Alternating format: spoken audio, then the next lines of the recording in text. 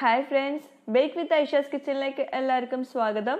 ഇന്നിപ്പം മൂന്നാമത്തെ വീഡിയോ ആണ് ഞാൻ ഷെയർ ചെയ്യാൻ പോകുന്നത്. ഇതിന് മുമ്പുള്ള 2 വീഡിയോസ് കാണാത്തവരുണ്ടെങ്കിൽ ദയവായിട്ട് കാണാം. ഞാൻ ഇതിൻ്റെ താഴെ ഡിസ്ക്രിപ്ഷൻ ബോക്സിൽ അതിൻ്റെ ലിങ്ക് കൊടുക്കാം. അതിൽ ഒരുപാട് ബേസിക്സ് ഒക്കെ പറയുന്നുണ്ട്. ഓക്കെ, അപ്പോൾ ഇന്ന് നമുക്ക് നല്ലൊരു എഗ്ലെസ് കേക്ക് എങ്ങനെ തയ്യാറാക്കുന്ന നോക്കാം. എഗ്ലെസ് സ്പോഞ്ച് കേക്കിൻ്റെ റെസിപ്പിയാണ് ഇന്ന് ഞാൻ ഷെയർ ചെയ്യാൻ പോകുന്നത്. അപ്പോൾ എല്ലാവരും ഒന്ന് ട്രൈ ചെയ്ത് നോക്കിയിട്ട് എനിക്ക് ഫീഡ്ബാക്ക്സ് അറിയിക്കാനും മറക്കരുത്. അപ്പോൾ നമുക്ക് റെസിപ്പി എങ്ങനെ നോക്കാം. ഇനി ഞാനിപ്പോൾ ഇവിടെ 500 ഗ്രാമിൻ്റെ ബേസിക് വെനില സ്പോഞ്ച് കേക്കാണ് തയ്യാറാക്കാൻ പോകുന്നത്, മുട്ടയൊന്നും ചേർക്കാതെ. അപ്പോൾ അതിലേക്ക് ഞാൻ 1.5 കപ്പ് മൈദ എടുത്തിട്ടുണ്ട്. പിന്നെ ഇതിലേക്ക് 1 കപ്പ് തൈര് വേണം. തൈര് പുളിയില്ലാത്ത നല്ല കട്ടിയുള്ള തൈരാണ് എടുത്തിട്ടുള്ളത്. തൈര് റൂം ടെമ്പറേച്ചറിലായിരിക്കണം, പ്രത്യേകം ശ്രദ്ധിക്കുക. എല്ലാ ചേരുവകളും റൂം ടെമ്പറേച്ചറിലായിരിക്കണം. തണുപ്പോട് കൂടിയിട്ട് ഒന്നും യൂസ് ചെയ്യരുത്. പിന്നെ നമ്മൾക്കിതിലേക്ക് 1 കപ്പ് പഞ്ചസാര പൊടിച്ചത് വേണം. എപ്പോഴും കേക്കൊക്കെ തയ്യാറാക്കുമ്പോൾ പഞ്ചസാര പൊടിച്ചിട്ട് ചേർക്കുവാണെങ്കിൽ നല്ലതാണ്. അതുപോലെ വെജിറ്റബിൾ ഓയിൽ അല്ലെങ്കിൽ സൺഫ്ലവർ ഓയിൽ 1/2 കപ്പ് എടുത്തിട്ടുണ്ട്. പിന്നെ ഉപ്പ് നമ്മൾക്കൊരു 1/4 ടീസ്പൂൺ വേണം. Baking soda 1/2 teaspoon. അതുപോലെ തന്നെ ബേക്കിംഗ് പൗഡർ 1 ടീസ്പൂണ്. ഈ മെഷർമെൻ്റ് ഒക്കെ കറക്റ്റ് ആക്കാൻ പ്രത്യേകം ശ്രദ്ധിക്കുക. പിന്നെ നമുക്കിതിലേക്ക് വെനില എസെൻസ് ഒരു 1 ടീസ്പൂൺ അല്ലെങ്കിൽ 1.5 ടീസ്പൂൺ വരെ ചേർത്ത് കൊടുക്കാം. അപ്പോൾ ഇതൊക്കെയാണ് നമുക്കിതിലേക്ക് ആവശ്യമുള്ള ചേരുവകൾ. ആദ്യം നമ്മൾക്ക് ഈ കേക്കിൻ്റെ ടിന്നൊന്ന് റെഡിയാക്കി എടുക്കണം. അതിന് വേണ്ടിയിട്ട് വെജിറ്റബിൾ ഓയിൽ വെച്ചിട്ട് സൈഡിലും അകത്തൊക്കെ നന്നായിട്ടൊന്ന് ഗ്രീസ് ചെയ്ത് കൊടുക്കാം. ഈ ഒരു കേക്ക് ബേക്ക് ചെയ്യാൻ വേണ്ടിയിട്ട് നിങ്ങൾക്ക് 6, 7, 8 ഇഞ്ചിൻ്റെ ബേക്കിംഗ് ടിന്ന് വരെ എടുക്കാം. ഞാനിപ്പോൾ ഇവിടെ എടുത്തിട്ടുള്ളത് 6 ഇഞ്ചിൻ്റെ ബേക്കിംഗ് ടിന്നാണ്. അകത്തൊരു ബേക്കിംഗ് പേപ്പറോ അല്ലെങ്കിൽ ബട്ടർ പേപ്പർ വെച്ചിട്ട് ഒന്നുകൂടെ ഈ വെജിറ്റബിൾ ഓയിൽ വെച്ചിട്ട് ഒന്ന് ഗ്രീസ് ചെയ്ത് കൊടുക്കാം പാന്. അപ്പോൾ കേക്കിൻ്റെ ടിന്ന് റെഡിയായി. ഇനി നമ്മൾക്ക് ഇതുപോലെ ഒരു വലിയ ബൗൾ എടുത്തിട്ട് അതിലേക്ക് തൈര് ചേർത്ത് കൊടുക്കാം. തൈര് നമ്മൾ ഇതുപോലെ റെസിപ്പിയിലേക്ക് എഗ്ലെസ് കേക്ക് തയ്യാറാക്കാൻ വേണ്ടി എടുക്കുമ്പോൾ ആദ്യം ചെറുതായിട്ടൊന്ന് ബീറ്റ് ചെയ്തെടുക്കണം. എന്നിട്ട് വേണം നമ്മൾക്ക് അതിലേക്ക് ബാക്കി എല്ലാ ചേരുവകളും ചേർത്ത് കൊടുക്കാൻ. അപ്പോൾ തൈര് നന്നായിട്ട് ബീറ്റ് ചെയ്തിട്ട് നമുക്കതിലേക്ക് പൊടിച്ച പഞ്ചസാര ചേർത്ത് കൊടുക്കാം. എന്നിട്ട് പഞ്ചസാര പൊടിച്ചതും തൈരും കൂടി വീണ്ടും നന്നായിട്ടൊന്ന് ബീറ്റ് ചെയ്തെടുക്കണം. അതുപോലെ ഈ മുട്ട ചേർക്കാത്ത കേക്കൊക്കെ തയ്യാറാക്കുമ്പോൾ നമ്മൾ മെയിനായിട്ട് അതിലേക്ക് മുട്ടയ്ക്ക് പകരം ചേർക്കുന്നത് തൈരാണ്. അപ്പോൾ അതുകൊണ്ട് നമ്മൾ തൈര് എടുക്കുമ്പോൾ പ്രത്യേകം ശ്രദ്ധിക്കുക. പുളിയില്ലാത്ത കട്ടിയുള്ള തൈര് തന്നെ എടുക്കുക. ഒരുപാടൊന്നും എടുക്കണ്ട. ആ ഒരു പറഞ്ഞ മെഷർമെൻറ്റ് മാത്രം എടുക്കാൻ ശ്രദ്ധിക്കുക. പഞ്ചസാര പൊടിച്ചതും തൈരും കൂടി ബീറ്റ് ചെയ്തിട്ട് ഈ ഒരു കൺസിസ്റ്റൻസി കിട്ടണം. ഇനി ഇതിലേക്ക് നമുക്ക് ബേക്കിംഗ് പൗഡറും ബേക്കിംഗ് സോഡയും ചേർത്ത് കൊടുക്കാം.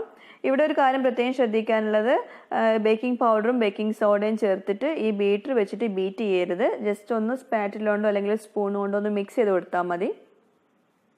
ഈ ഒരു മിക്സ്ചർ ഒരു 5 മിനിറ്റ് വെച്ച ശേഷം ബാക്കിയുള്ള ചേരുവകൾ ചേർത്ത് കൊടുക്കുകയാണെങ്കിൽ ഏറ്റവും നല്ലതാണ്.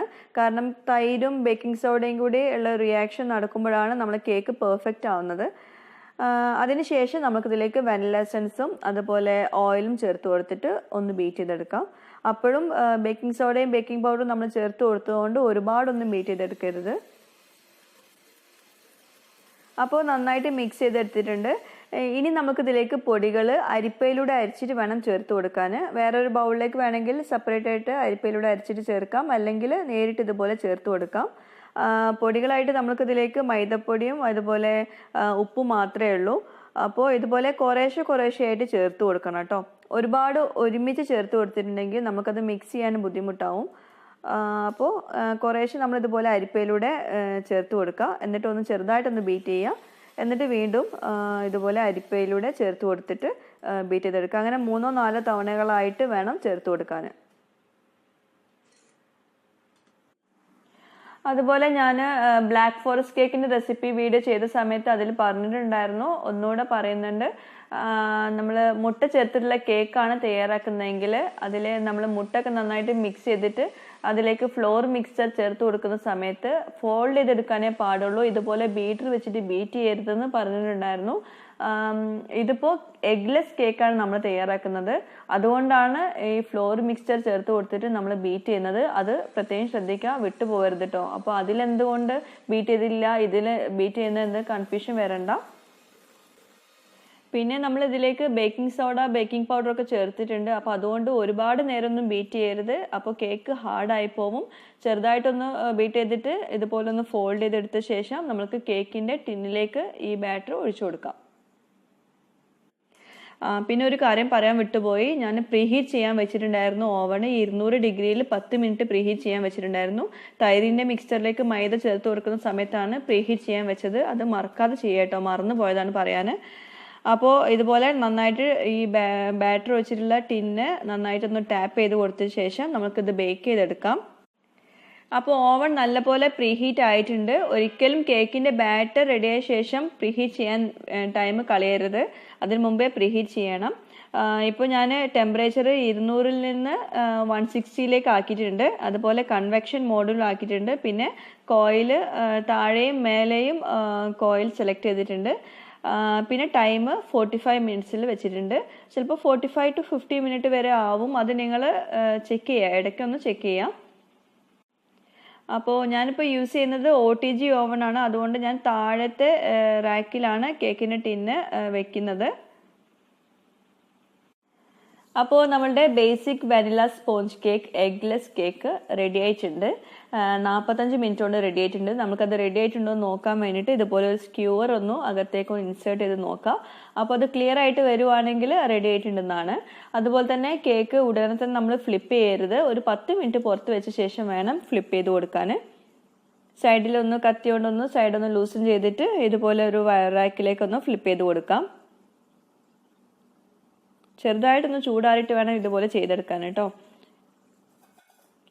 അപ്പോൾ നമ്മളുടെ കേക്ക് നല്ല പെർഫെക്റ്റ് ആയിട്ട് വന്നിട്ടുണ്ട്. നല്ല സോഫ്റ്റ് ആണ്. അതുപോലെ നല്ലൊരു ഗോൾഡൻ ഷെയ്ഡിലും വന്നിട്ടുണ്ട്. നമുക്കിതിൻ്റെ മുകളിലുള്ള ബട്ടർ പേപ്പർ റിമൂവ് ചെയ്യാം. അപ്പോൾ ഇതാണ് നമ്മളുടെ ബേസിക് ആയിട്ടുള്ള സ്പോഞ്ച് കേക്ക്. ഈ ഒരു സ്പോഞ്ച് കേക്കിൻ്റെ അകത്ത് നമ്മൾ പല ഫില്ലിങ്ങും വെച്ചിട്ടാണ് നമ്മൾ പല കേക്കുകളും ഡെക്കറേറ്റ് ചെയ്യുന്നത് കേട്ടോ. അപ്പോൾ അതിന് യൂസ് ചെയ്യുന്ന എഗ്ലെസ് ബേസിക് സ്പോഞ്ച് കേക്കാണിത്. അപ്പോൾ ഇത് നന്നായിട്ട് കൂളായിട്ട് വേണം, തണുത്തിട്ട് വേണം നമുക്കിതിൻ്റെ മുകളിൽ ഐസിംഗ് ഒക്കെ ചെയ്ത് കൊടുക്കാൻ. ഇനി നമുക്ക് വിപ്ഡ് ക്രീം തയ്യാറാക്കാം. ഞാൻ ബ്ലാക്ക് ഫോറസ്റ്റ് കേക്കിൻ്റെ റെസിപ്പിയിൽ നല്ല ഡീറ്റെയിൽ ആയിട്ട് കൊടുത്തിട്ടുണ്ട്. അപ്പോൾ കാണാത്തവരുണ്ടെങ്കിൽ അതൊന്ന് കാണാം. ഇതുപോലെ ബൗളിൽ ഒട്ടും തന്നെ വെള്ളം പാടില്ല. ക്രീം റെഡിയാക്കി എടുക്കുന്ന സമയത്ത് ഞാൻ 1.5 കപ്പ് റിച്ചിൻ്റെ വിപ്പിംഗ് ക്രീമാണ് യൂസ് ചെയ്യുന്നത്. ഇനി ഇത് ഒന്ന് ബീറ്റ് ചെയ്തെടുക്കണം. ഒരേ ഡയറക്ഷനിൽ വേണം ബീറ്റ് ചെയ്തെടുക്കാൻ. അതുപോലെ ചെറിയ സ്പീഡിൽ നിന്ന് ഹൈ സ്പീഡിലേക്ക് വേണം പോകാൻ. അല്ലാതെ ഫസ്റ്റ് തന്നെ ഹൈ സ്പീഡിലേക്ക് പോയിട്ട് നമ്മൾ ബീറ്റ് ചെയ്തെടുക്കരുത്. ഒരു 4-5 മിനിറ്റ് പിടിക്കും നന്നായിട്ട് നല്ല സ്റ്റിഫായി കിട്ടാൻ. പിന്നെ അതുപോലെ റിച്ചിൻ്റെ വിപ്പിംഗ് ക്രീം അല്ലെങ്കിൽ മാക്ടോപ്പ് വിപ്പിംഗ് ക്രീമാണ് ഏറ്റവും ബെസ്റ്റ്. നല്ല സ്റ്റിഫായി കിട്ടണമെങ്കിൽ നല്ലത് ഈ 2 വിപ്പിംഗ് ക്രീമുകളാണ്. പിന്നെ എനിക്ക് അറിയില്ല കേട്ടോ വേറെ ബ്രാൻഡ് ഉണ്ടോ എന്നുള്ളത്. ഞാൻ യൂസ് ചെയ്യാറ് ഇത് രണ്ടുമാണ്. അപ്പോൾ നല്ല സ്റ്റിഫായി കിട്ടുന്നവരെ നന്നായിട്ട് ബീറ്റ് ചെയ്യുക. ഒരേ ഡയറക്ഷനിൽ തന്നെ ബീറ്റ് ചെയ്യുക.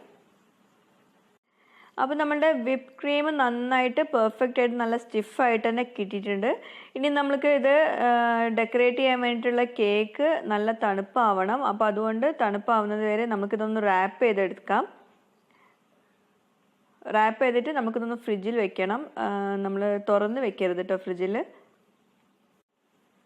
അപ്പോൾ ഇതിപ്പോൾ നന്നായിട്ട് തണുത്തിട്ടുണ്ട്. നമ്മളുടെ സ്പോഞ്ച് കേക്ക് നന്നായിട്ട് തണുത്തിട്ടുണ്ട്. ഞാൻ അല്പം നേരം ഫ്രിഡ്ജിലും വെച്ചിട്ടുണ്ടായിരുന്നു. ഇനി നമുക്കിതിൻ്റെ മുകൾ ഭാഗം ഒന്ന് കട്ട് ചെയ്തിട്ട് മാറ്റാം. നമുക്കിപ്പോൾ ഈ ഒരു റെസിപ്പിയിലേക്ക് ഇത് ആവശ്യമില്ല. കേക്കിൻ്റെ ക്രംസ് ആക്കിയിട്ട് എടുക്കാം നിങ്ങൾക്ക്. ഇനി നമുക്കിതൊരു 3 ലെയറായിട്ട് കട്ട് ചെയ്തെടുക്കാം ഈ ഒരു കേക്ക്.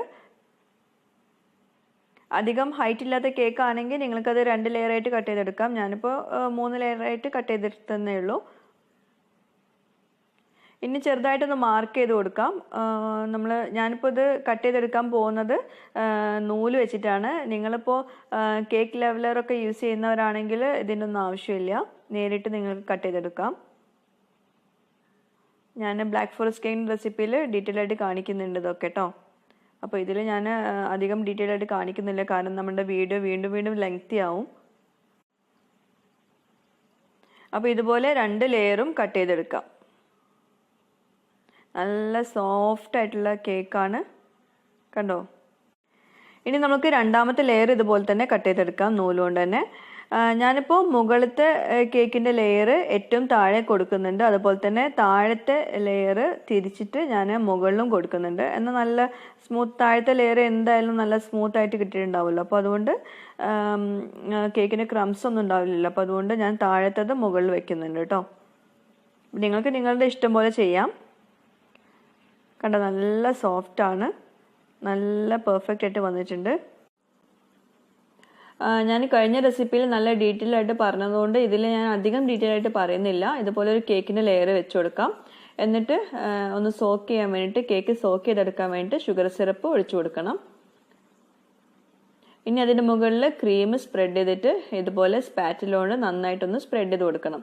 ഞാനിപ്പോൾ ക്രീം സ്പ്രെഡ് ചെയ്യാൻ എടുത്തിട്ടുള്ളത് പൈപ്പിംഗ് ബാഗിൽ ക്രീം വെച്ചിട്ടാണ് കേട്ടോ. ഇനി ഇതിൻ്റെ മുകളിലേക്ക് വീണ്ടും കേക്കിൻ്റെ ഒരു ലെയർ വെച്ച് കൊടുക്കാം.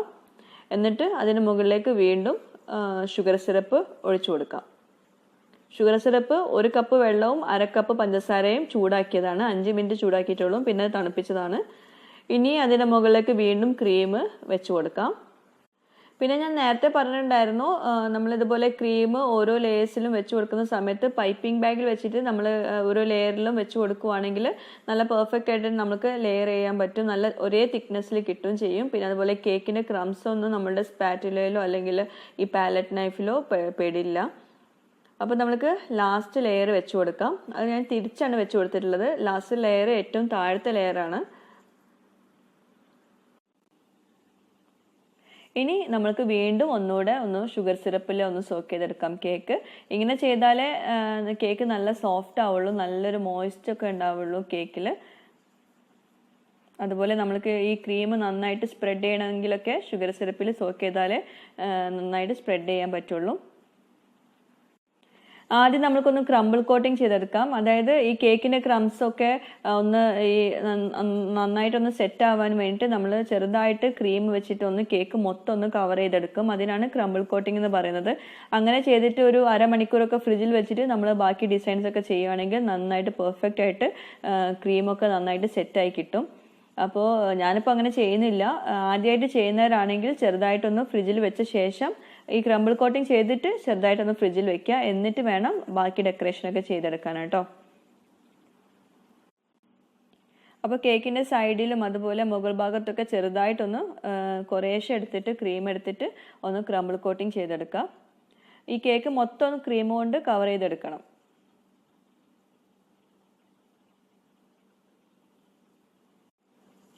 ആദ്യമായിട്ടാണ് നിങ്ങൾ ഈ വീഡിയോ കാണുന്നതെങ്കിൽ ഇതിന് മുമ്പുള്ള 2 വീഡിയോസ് കണ്ടു നോക്കൂ. അതിൽ ഒരുപാട് ബേസിക്സ് ആയിട്ടുള്ള കാര്യങ്ങൾ പറഞ്ഞിട്ടുണ്ട്. അതുപോലെ വിപ്പിംഗ് ക്രീം നല്ല സ്റ്റിഫായി നിൽക്കാനും ഏത് വിപ്പിംഗ് ക്രീം യൂസ് ചെയ്യണം എന്നൊക്കെ ഞാൻ അതിൽ പറഞ്ഞിട്ടുണ്ട്. അപ്പോൾ വീണ്ടും ഞാനത് കൊടുക്കുന്നില്ല, വീഡിയോ ലെങ്തി ആവുമെന്ന് വിചാരിച്ചിട്ട്. ഈ ക്രംബിൾ കോട്ട് ചെയ്യുന്ന സമയത്ത് നന്നായിട്ട് ലെവൽ ചെയ്തിട്ട് വേണം കേക്ക് ക്രംബിൾ കോട്ട് ചെയ്തെടുക്കാൻ. എന്നാലും നമുക്കതിന് മുകളിൽ വീണ്ടും ചെയ്യുന്ന സമയത്ത് കേക്കിന് നല്ല ഒരേ ഷേപ്പിൽ വരുള്ളൂ. അപ്പോൾ നമ്മളുടെ ക്രംബിൾ കോട്ട് റെഡി ആയിട്ടുണ്ട്. നിങ്ങൾക്ക് വേണമെങ്കിൽ ഇത് അരമണിക്കൂർ ഫ്രിഡ്ജിൽ വെക്കാം. ഞാനിപ്പോൾ നേരിട്ട് ഇതിന് മുകളിൽ ഡെക്കറേറ്റ് ചെയ്തെടുക്കുകയാണ് കേട്ടോ. അപ്പോൾ കുറച്ചധികം ക്രീം എടുത്തിട്ട് ഇനി നമുക്കിത് മൊത്തം കവർ ചെയ്തെടുക്കണം. നല്ല കട്ടിയിൽ തന്നെ കവർ ചെയ്തെടുക്കുക. സൈഡിലും മുകൾ ഭാഗത്തൊക്കെ നല്ല കട്ടിയിൽ കവർ ചെയ്തെടുക്കണം. പിന്നെ ഇതുപോലത്തെ ക്രീം യൂസ് ചെയ്യുമ്പോൾ ഏറ്റവും നല്ലൊരു ബെനിഫിറ്റ് എന്താണെന്ന് വെച്ചിട്ടുണ്ടെങ്കിൽ പെട്ടെന്ന് മെൽട്ടായി പോകുന്നില്ല. ഈ റിച്ചും അതുപോലെ മാക്ടോപ്പും ഞാൻ കഴിഞ്ഞ റെസിപ്പിയിലൊക്കെ പറഞ്ഞിട്ടുണ്ടായിരുന്നു. എത്ര നേരം വേണമെങ്കിൽ നിങ്ങൾക്കത് പുറത്ത് വെക്കാം, മെൽട്ടായി പോവില്ല. നല്ല സ്റ്റിഫായിട്ട് നിങ്ങൾ അത് ഫസ്റ്റ് ബീറ്റ് ചെയ്തെടുക്കണം, അത് നിർബന്ധമാണ്. ഇനി ഇതുപോലെ സൈഡ് സ്ക്രാപ്പർ വെച്ചിട്ട് നന്നായിട്ടൊന്ന് ലെവൽ ചെയ്ത് കൊടുക്കണം. സൈഡും അതുപോലെ മുകൾ ഭാഗമൊക്കെ നന്നായിട്ട് പാലറ്റ് നൈഫ് വെച്ചിട്ട് ലെവൽ ചെയ്ത് കൊടുക്കാം. ഇതുപോലെ സൈഡിൽ ഇതുപോലെ നമ്മൾ ലെവൽ ചെയ്യുന്ന സമയത്ത് വല്ലാണ്ട് പ്രഷർ കൊടുത്തിട്ട് ലെവൽ ചെയ്യരുത് കേട്ടോ. ഇനി മുകൾ ഭാഗം ഇതുപോലെ പാലറ്റ് നൈഫ് വെച്ചിട്ട് സ്മൂത്തൻ ചെയ്ത് കൊടുക്കാം. അപ്പോൾ നമ്മുടെ കേക്ക് ഇപ്പോൾ ഏകദേശം മൊത്തത്തിൽ റെഡിയായി വന്നിട്ടുണ്ട്. ഇനി സ്മൂത്തൻ ചെയ്തെടുക്കാനേ ഉള്ളൂ, സൈഡും അതുപോലെ മുകൾ ഭാഗമൊക്കെ.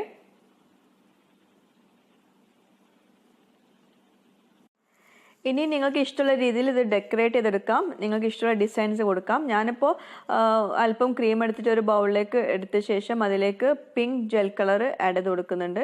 എന്നിട്ട് നന്നായിട്ടൊന്ന് മിക്സ് ചെയ്തെടുക്കാം. എന്നിട്ട് നമുക്കത് പൈപ്പിംഗ് ബാഗിലിട്ടിട്ട് ഡിസൈൻ ചെയ്തെടുക്കാം.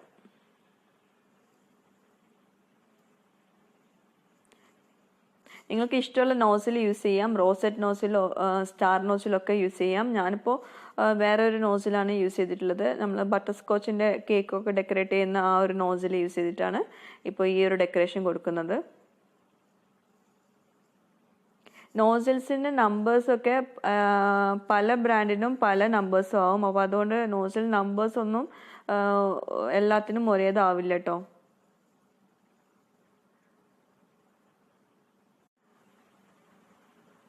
അതുപോലെ തന്നെ താഴെയും ഒന്ന് ചെറുതായിട്ടൊന്ന് ഡെക്കറേറ്റ് ചെയ്തെടുക്കാം.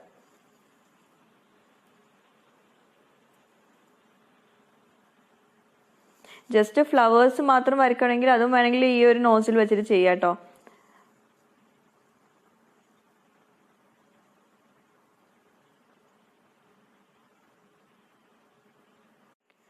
ഇനി ഒന്നുകൂടെ ഒന്ന് കളർഫുൾ ആവാൻ വേണ്ടി ഞാൻ അല്പം വയലറ്റ് കളറും കൂടി ചേർത്ത് കൊടുക്കുന്നുണ്ട്. അല്പം ക്രീം എടുത്തിട്ട് വയലറ്റ് ജെൽ കളറും കൂടി ചേർത്ത് കൊടുത്തിട്ട് ഇതുപോലെ കുറച്ച് ഡോട്ട്സ് ഇട്ട് കൊടുക്കാനാണ് വിചാരിച്ചത്.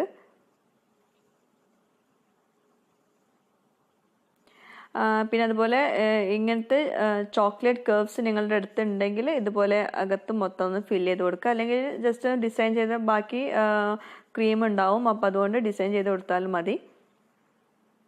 ഒരു ഗ്ലേസ്ഡ് ചെറിയും കൂടി വെച്ച് കൊടുത്താൽ നമ്മളുടെ കേക്ക് റെഡി ആയിട്ടുണ്ട്.